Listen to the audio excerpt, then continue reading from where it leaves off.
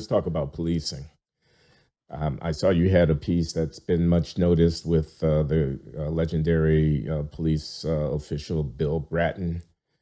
Uh, you're there in New York City, where Bratton was commissioner at one time, where Ray Kelly was commissioner. I can remember Kelly coming up to Brown to give a lecture in, I think, 2013 or Hmm. so, and being Yeah. shouted down by people because of stop and frisk. There was all this furor about stop and frisk, zero tolerance, broken windows, all of these policing theories. New York City has been a laboratory. Uh, what do you think the police have been getting right in the amidst all of this controversy and demands for reform and for defunding the police and concerns about police brutality and state violence and the perpetrated by police officers? What are police getting right, and what's wrong with the defund the police argument from your point of view? You say decarceration, depolicing. These are the things you're against. What would you do about policing? So, yeah, it's a big question. I mean, I think that what police have gotten largely right over the years, over recent history, is they have learned to use data to inform their deployment strategies. And that has allowed them to concentrate their resources disproportionately in the areas and communities that need them the most. I am old enough to remember, although I am still a young man, when the sort of main critique of American policing was that it wasn't responsive enough to Black crime, right? Public Enemy 911 is a joke. J. Cole's out here making references to, how quickly police respond to 911 calls in white neighborhoods. It still prevails today, that notion.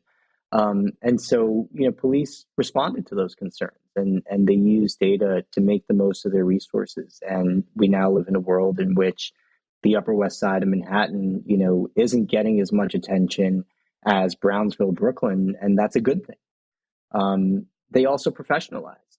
And that is, I think, one of the most important and understated developments. I mean, policing became a professional institution, not just a blue collar city job, and that was reflected in outcomes. It was also reflected in, the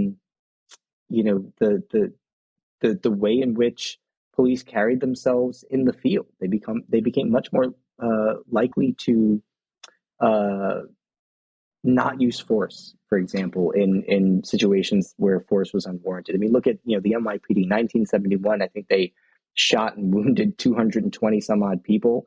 Now they fire their weapons at maybe a dozen people in a given year.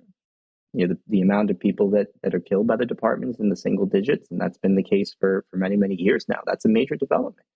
Many more people are taken into custody, even armed suspects, with very little incident. And I think that is a major improvement. Now, it's interesting because those are the things that the defunders kind of seize on. This is their main critique. The police use of force, police violence is too common.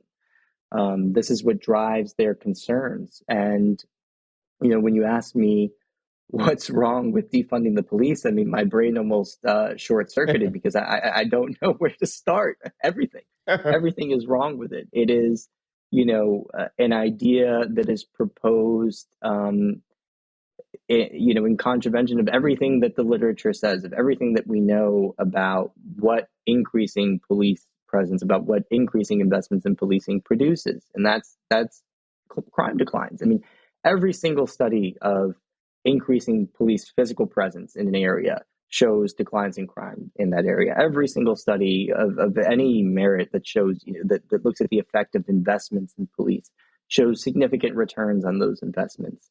And again, those are returns that are going to inure primarily to the benefit of the least advantaged communities. I mean, there was a study that was published last year by Morgan Williams and Aaron Chalf and a few other economists, and they found that the addition of just one police officer in the country would abate 0.1 homicides.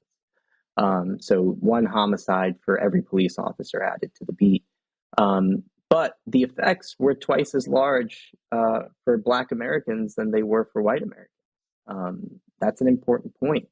Policing has become one of the few institutions that is extremely responsive to one of the most important social problems facing low-income minority communities, and we eschew those benefits at our peril.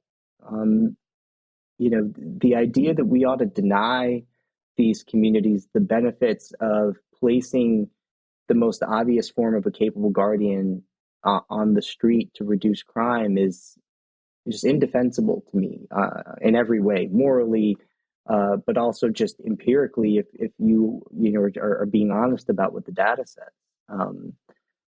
So yeah, it's just an incredibly misguided idea, and the fact that it is proposed in light of these cases of admittedly terrible police violence is really frustrating, because that argument pretends that those cases are representative of the institution, and they're not.